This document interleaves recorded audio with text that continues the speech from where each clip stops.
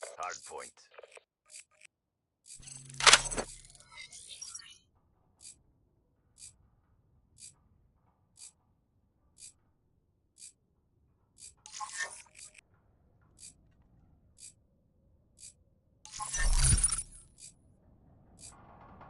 Secure the objective. Hard point identified. Hard point is ours.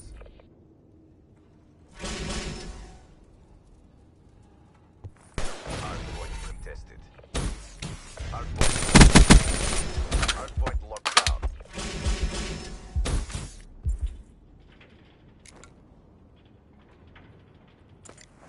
Hard point contested. HCXD, ready for tasking.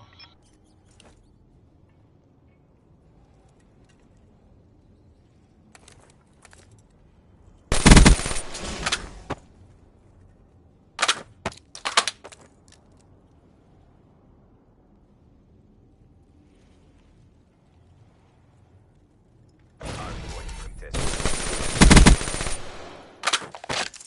Guardian available.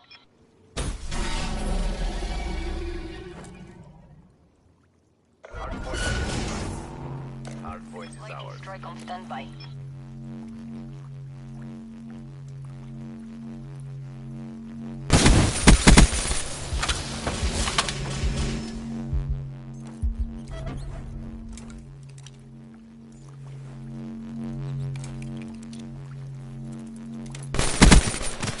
Hard point lost.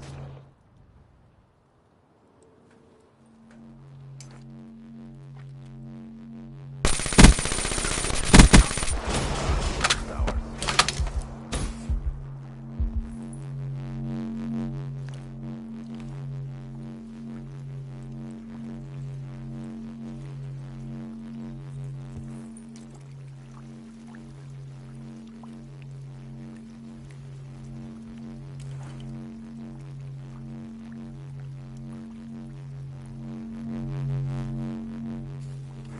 Hard point identified. Hostiles have captured Hamas.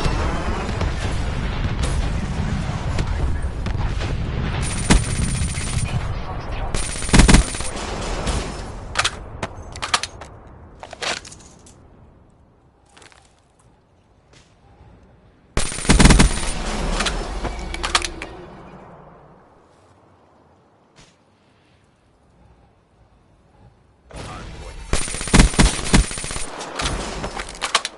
Guardian, ready for deployment.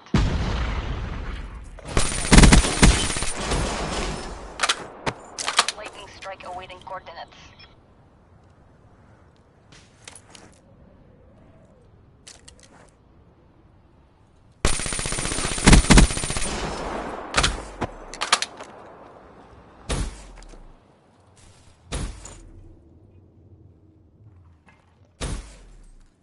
Hard point identified. Hard point is ours.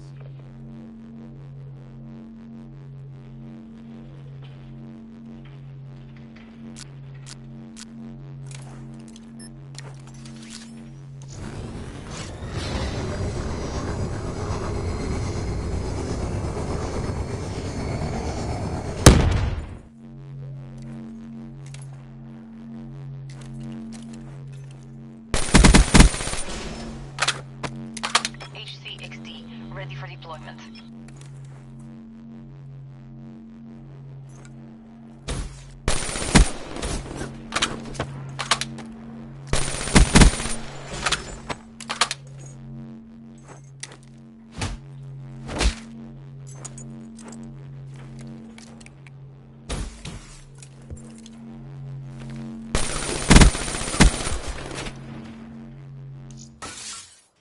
Hard point identified.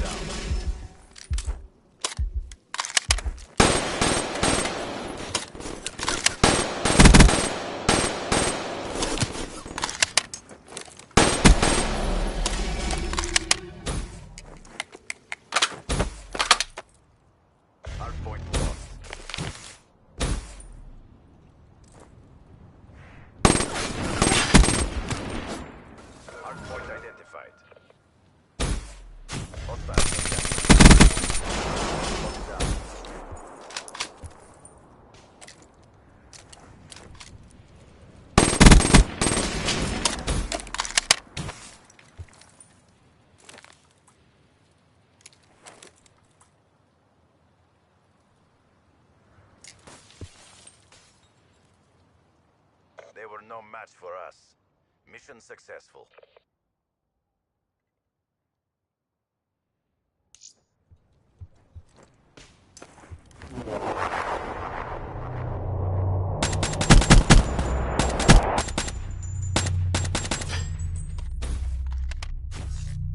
Step up if you want to get burnt.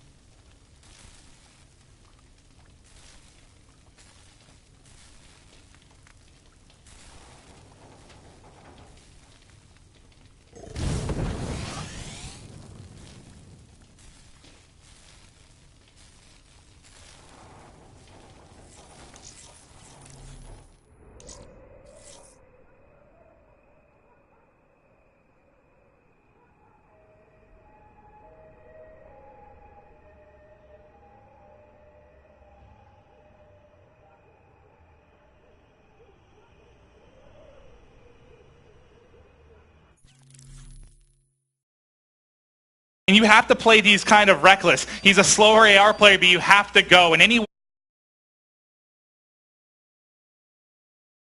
couple more here. You might see one from the bomb site, but the flank comes through for Krim across bridge. And that's another round here for Optic Gaming. They're screaming back. That's a little bit of a different way of thinking, but I don't think he needed to play that really aggressive after he gets that first kill. I think you could have waited. I mean, he had about 30 seconds left. I think you probably could have waited down to 20 trying to pick up one more player. And if a guy like Krim, he catches Krim on the bridge, he's got, what, 22 seconds left to fly into the bomb site and potentially make something happen? I don't know. I think he could have taken a little bit more time there. I like the reckless plays when you're in a 1v4. You just have to get it going quick. Doesn't shock me with you and reckless. Well, yeah, you know, hey, I'm a wise man. But now you see it's going to be a B hit coming for Rise Nation. They want to get going quickly. The nice movement from Classic over the top. He's going to find one in the corner, but he's not going to be able to win it. One down for either side. Kills traded here. Rise still has a one-round advantage. They might find one mid-map. The shot's off. Looney, one you should have picked up, but not able to close out. Let's check the plant. Slacked, getting it down on the B site now. If Looney peeks through HUD, he should see a couple here tagged up. Almost kind of an unintentional bait and switch. Yeah, Looney's so worried about players flanking. He's going to use his Heat Wave. He's going to be able to pick up one. And I do like the use of Heat Wave in this round. And it's going to be Krim tying this up at 2 players apiece. Now we're going to have a 1v1. It's going to be Octane going up against Krim. And I wonder if Krim got tagged with the Vision Pulse there. See how Octane elects to play this. He's going to fly around the corner and check the bomb. Octane going to win that gunfight. Don't know if he got tagged on Vision Pulse. Didn't want to say where Krim was, but you got to think that Octane had a fantastic idea of how Krim was electing to play that one. And I think you needed to use those specialist abilities to secure that round. Optic's gaining momentum. You wanted to kind of end that steam that they were starting to gather, and Rise does that. They have to just win one more round, take this map, maybe, and make this series very, very interesting. Rise is trying to make this interesting here in the grand final. I hear the fans for Rise starting to get it together. They were a little quiet early as the Optic Gaming team looks so dominant, but we've got ourselves a series here. I want to watch Classic on the defensive side of things. Is he'll be in a position here to disrupt things if they push across the B. And oh, this is not looking good for Optic because you've got a nice setup here. Lots of players in and around this side for the side of Rise. There's one. There's a second planting. Can he pick him up? He knows bomb is down. They're going to collapse. The kills coming in. Krim by himself. 1 versus 3. Rise has almost done it. Is he going to be able to close it out? Octane's on the defuse. We're halfway there, and Krim is dead. Rise Nation has just found their second map, and they're back in this one. Yeah, and it's big games from Octane and Classic as Rise Nation takes the S&D on Hunted 6-3. Nade was talking about earlier how devastating those water routes are, and it was Slacked and Classic during that game in the water able to make some big plays. COD gods above, David Vonderhaar Give me a game 7. Just please give me a game 7. Chopra, Jack, and now Revan. Take it away, guys. Yeah, we got Revan joining us to share some of his thoughts. We heard from Nate earlier, but also now the big point is, of course, Rise starting to pull it together. I mean, you saw the co-owners of Rise, including, of course, the NFL player of the LA Rams, Roger Saffold, up there now looking a little bit more relaxed. Earlier, you saw they looked grim and as right as they should be. But now, there's some light on the side of Rise. Rise Nation stepped up. They did what they needed to do. Obviously, they stayed alive in Game 4. They're going to force this one into another hard point, but I predicted Optic Gaming to win this series 4-2. They're up 3-2 right now. I'm still sticking with my prediction. I think OG are going to come out of this hot. How good Jack's predictions are. That's all he's been talking I mean, about. you know, when you get something right now and then, you got to brag about it a little bit, Revan. But how have you been seeing this series so far? I mean, Optic looks so strong in the first 3 maps. This series has been crazy. I mean, I definitely didn't expect Optic Gaming to go up 3-0 off the bat. I thought Rise Gaming were definitely going to take the uplink going into that game. It's always been that one game that they've been able to rely on to turn things around throughout the entire Stage 1. So Optic Gaming definitely making a statement in that Game 3. And then, of course, Rise, for me, I think they're right back in the series now. Yeah, I mean, the way they play this entire search and destroy, especially the last 2 rounds, once they started winning, they knew they had the lead. How clutch was that kill, by the way? That was crazy. I mean, there were a lot where it was just coming down to that last second, and Rise started to pick it up, and then they got their flanks and their timing so perfectly. This kill right here, Ted, they used the water a lot and very efficiently. They were very patient about when they happened to jump up onto bomb site B. That's why whenever I do the teleshare, I draw the Kappa face in the water, because you never know what's going to happen on that part of the map. Yeah, they clutch up a few times, killing the diffuser just in time. This S&D actually felt pretty darn similar to that first S&D in the series. You know, it was pretty even at times between the 2 squads. Obviously, Optic taking that one. Now Rise coming back and taking that search and destroy. We got. We'll be seeing this one go to a Game 6. You heard Maven say, hopefully, COD gods give us a Game 7. We all want to see it here. Bondahar is in the building, so. This is true. Well, yeah, I mean, any and all powers that may be. I mean, a lot of people are looking forward to that Game 7 regardless of which team you're cheering for, right? Because, we're looking at the top 2 teams during the regular season go at it in the grand finals, in the playoffs. I mean, this is everything you could have dreamed for if you're following the Call of Duty World League presented by PS4. So now it's almost there. It's coming to fruition. We're going to the map 6. The big question is, it's another hard point, and we know how that